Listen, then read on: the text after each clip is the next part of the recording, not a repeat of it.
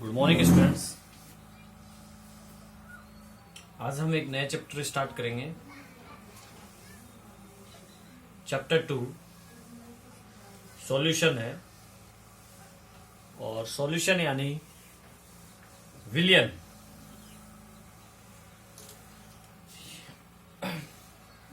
ये वैसे चैप्टर जो है 3 मार्क्स का है, पर अभी जो है 40% सिलेबस रिड्यूस हुआ है, तो उसके अकॉर्डिंग नया जो नंबर आएंगे इसके मैं बता दूंगा आपको। चैप्टर 2 है हमारा विलियन यानी सॉल्यूशन। ठीक है।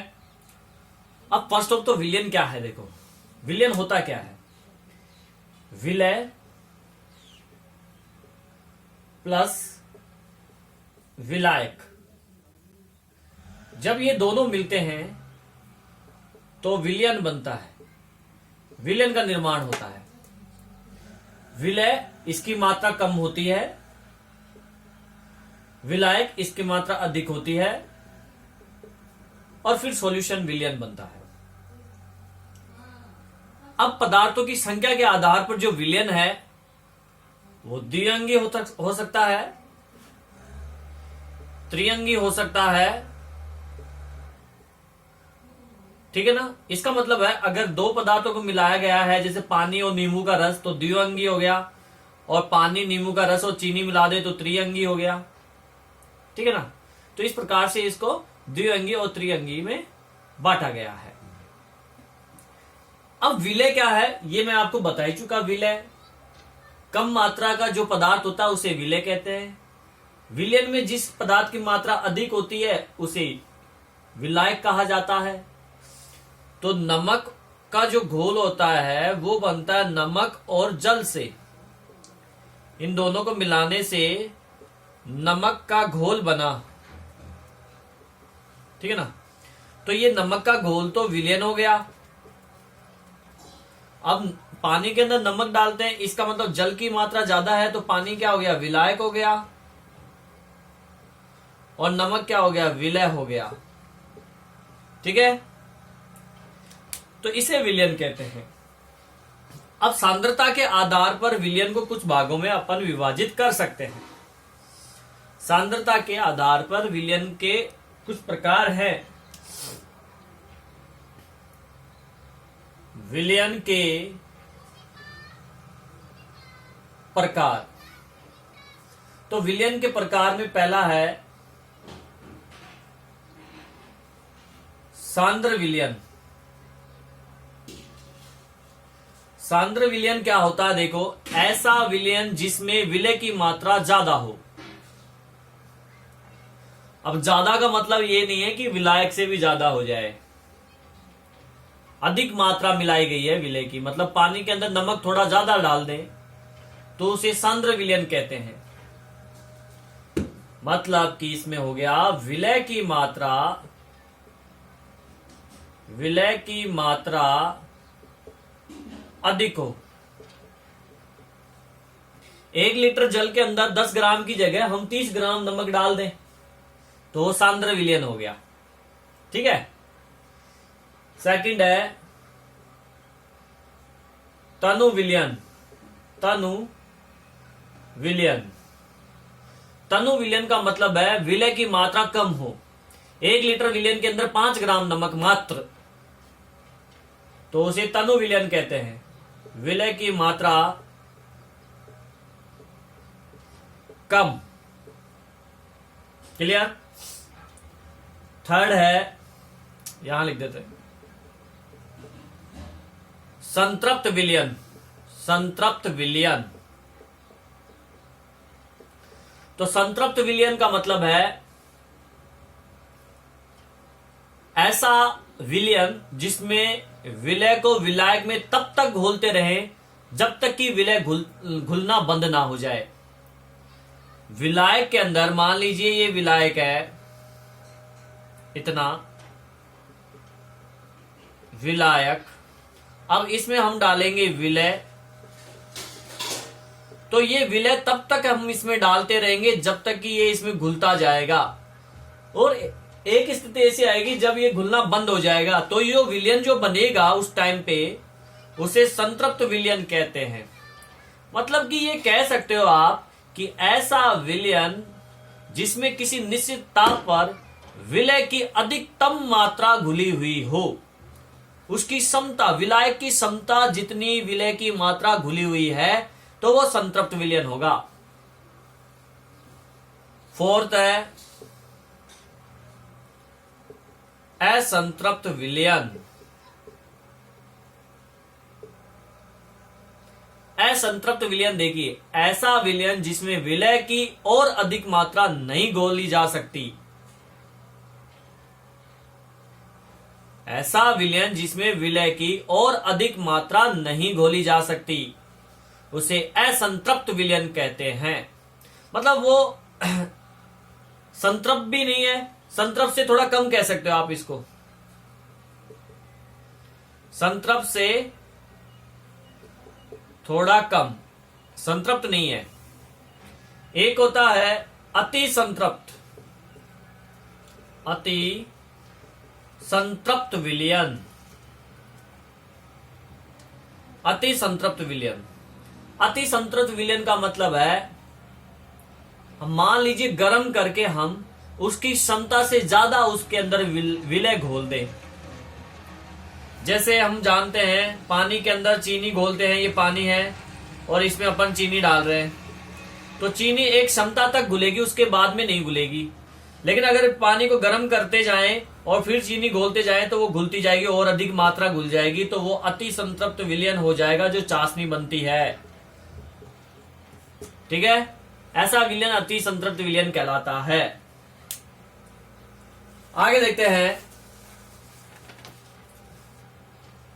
तो इसी आधार पर, ये तो था सांद्रता के आधार पर विलयनों के प्रकार। इसके अलावा पदार्थों के आधार पर, भौतिक अवस्था के आधार पर विलयन के प्रकार की बात करें अगर अपन,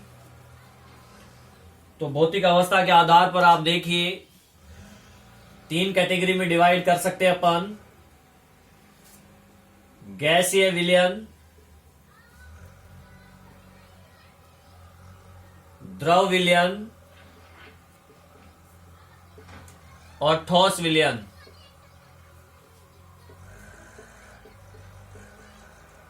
अब गैसीय विलयन में जो विलायक होगा,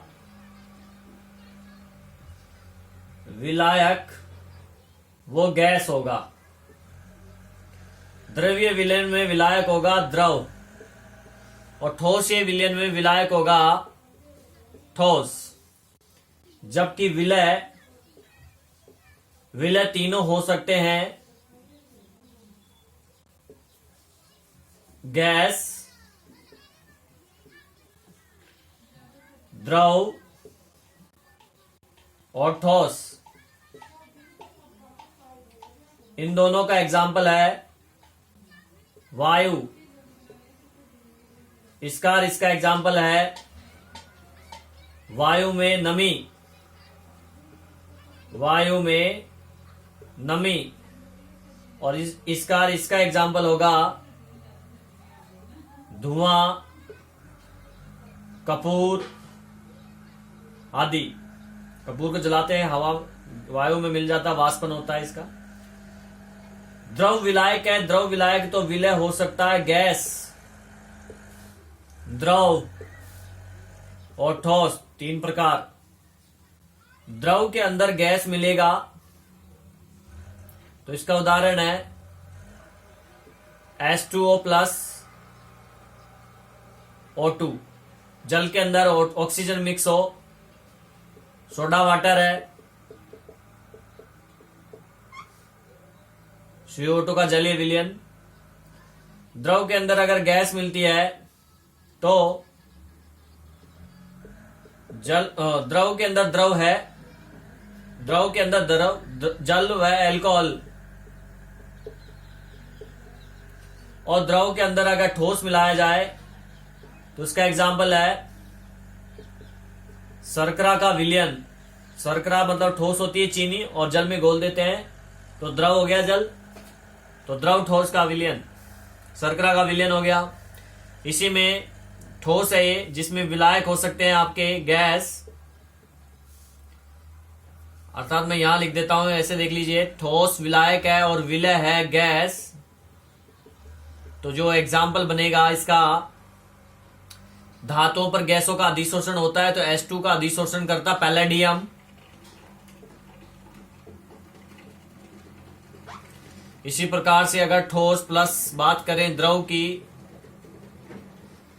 तो ठोस प्लस द्रव के अंदर हम बात करें अमलगम, पारा प्लस सोडियम, तो सोडियम का अमलगम बनता है। इसके अलावा CuSO4.5H2O क्रिस्टलन जल है कॉपर सल्फेट का। और ठोस के अंदर अगर हम ठोस मिला दें तो ये आप जानते हो मिश्र धातु बनती है। मिश्र धातु तांबा और जिंक है, Cu+Zn, तांबा और जिंक, ठीक है। इसी प्रकार से तांबे को सोने में मिक्स किया जाता है। तो ये विलयन के प्रकार हैं। विलयन की सांद्रता की बात करते हैं अब। नेक्स्ट टॉपिक, विलयन की सांद्रता क्या होती है। विलयन की सांद्रता, तो देखिए विलयन की सांद्रता 1 लीटर विलयन में उपस्थित विलय की ग्राम में पदार्थ, ग्राम मात्रा, 1 लीटर विलयन में उपस्थित विलय की ग्राम में मात्रा क्या कहलाती है, सांद्रता कहलाती है। किसकी, विलयन की सांद्रता कहलाती है। तो सूत्र ऐसे हो जाएगा इसका कि सांद्रता बराबर विलय का भार किसमें, ग्राम में, अपॉन विलयन का आयतन लीटर में, यानी प्रति लीटर विलयन में घुले हुए विलय की ग्राम मात्रा ही उसकी सांद्रता कहलाती है। मान लीजिए 1 लीटर में 5 ग्राम विलय घुला हुआ है तो इसकी सांद्रता हो गई 5 ग्राम प्रति लीटर, ठीक है। अभी हम इसकी बात कर लेते हैं सांद्रता की इकाई। तो इसी में मैं आपको बता देता हूं सांद्रता की इकाई। देखिए सांद्रता की इकाई तो मैंने वैसे बता दी, इसके अकॉर्डिंग सूत्र के अनुसार ग्राम प्रति लीटर, ठीक है। लेकिन इसको हम 3 प्रकार से पढ़ेंगे और तीनों प्रकार आपको पता है क्योंकि हमने पिछली क्लास में बात की थी इसकी, लास्ट ईयर। सबसे पहले है नॉर्मलता। नॉर्मलता देखिए 1 लीटर विलयन में नॉर्मलता यह होता, देखो सूत्र लिख देता हूं मैं डायरेक्ट, कि विलय के ग्राम तुल्यांक बटे विलयन का आयतन लीटर में, अर्थात प्रति लीटर विलयन में विलय के ग्राम तुल्यांकों की संख्या नॉर्मलता कहलाता है। 1 लीटर विलयन में विलय के जितने ग्राम तुल्यांक है उनकी संख्या उसकी नॉर्मलता कहलाती है। इसे n से प्रदर्शित किया जाता है और तुल्यांक की बार आप जानते हो अणुभार बटे अम्लता या क्षारकता होता है, ठीक है। दूसरा जो है वो है मोलरता। मोलरता देखिए क्या होता है सूत्र इसका,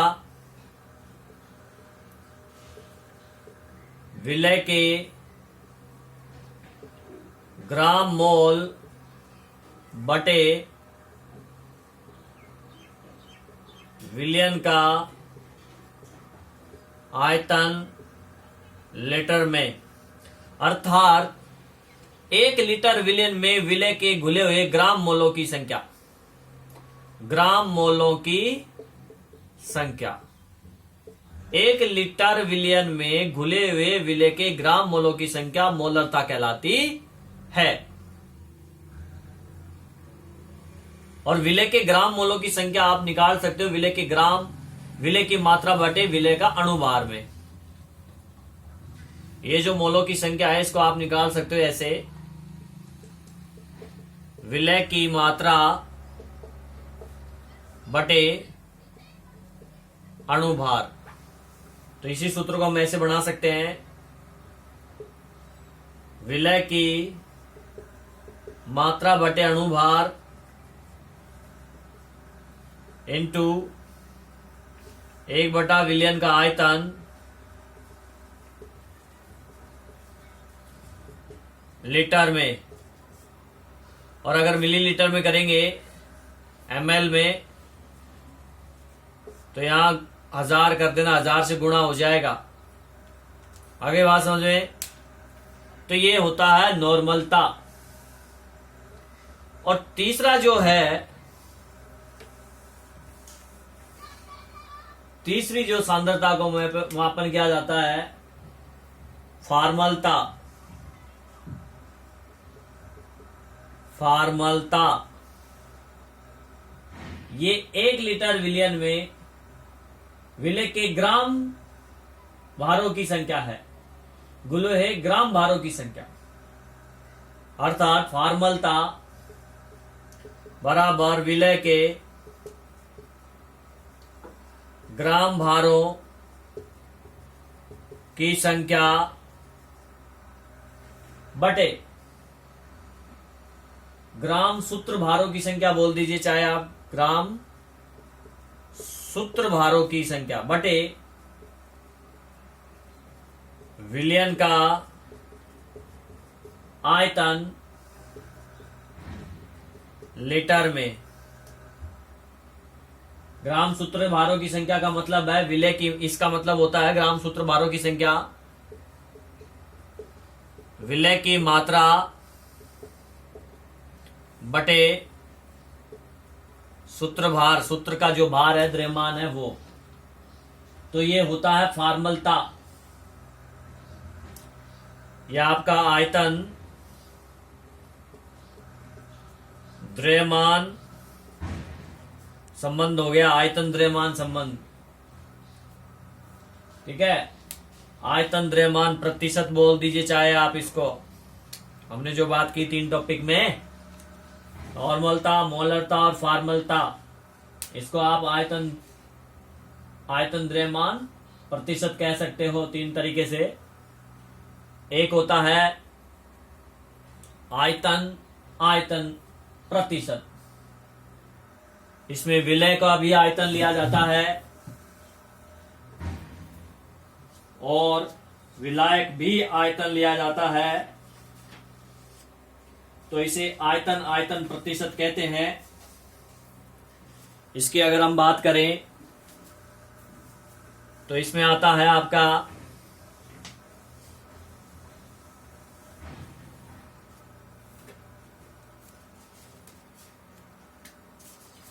मैं बात कर रहा हूं आयतन प्रतिशत। आयतन प्रतिशत अर्थात 100 मिलीलीटर विलयन में घुली हुई विलय की मिलीलीटर में मात्रा, दोनों की मात्रा मिलीलीटर में ले लिया, विलयन की भी और विलय की भी। 100 मिलीलीटर विलयन में घुली हुई घुली हुई विलय की मात्रा किसमें? मिलीलीटर में, अर्थात आयतन प्रतिशत, आयतन प्रतिशत, ये हो गया आपका VA। VA का मतलब है विलय का आयतन बटे VA प्लस VB, अर्थात विलयन का आयतन। मैं आपको बता दूं, VA का मतलब है विलय का आयतन। A से यहां पे कोई विलय है उसको प्रदर्शित कर रहे हैं, और V यानी आयतन, और VB का मतलब है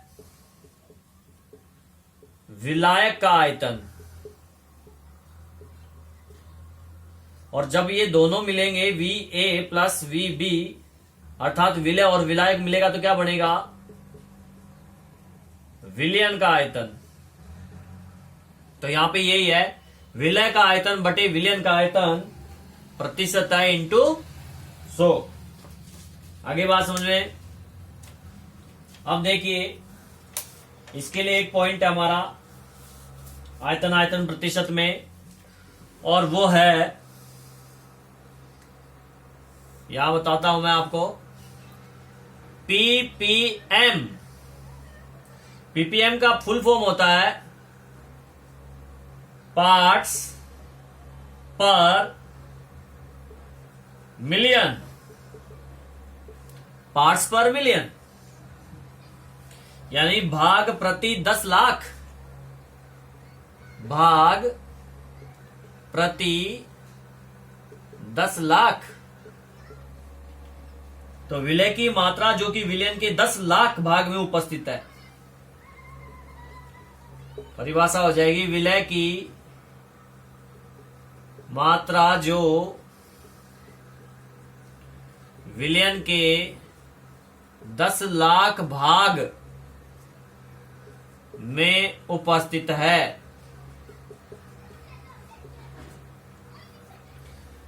तो इसे PPM कहते हैं, पार्ट्स पर मिलियन, अर्थात PPM बराबर WA बटा WA प्लस WB इंटू 10 की घात 6, यानी विलयन का भार बटे विलय का भार इंटू 10 की घात 6।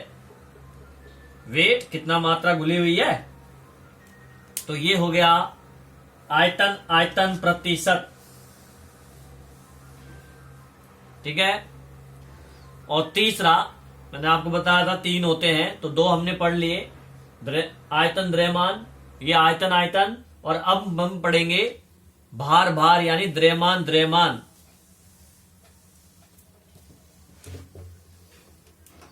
और द्रव्यमान प्रतिशत में देखिए, भार मात्रक दोनों में ही, दोनों विलय और विलायक या विलयन, भार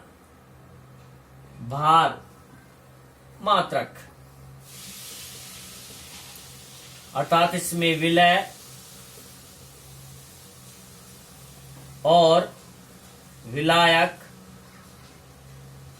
या फिर विलयन बोल दीजिए, इन सबको भार में व्यक्त किया जाता है, भार में व्यक्त करते हैं। ठीक है। तो इसमें एक टॉपिक है मोललता।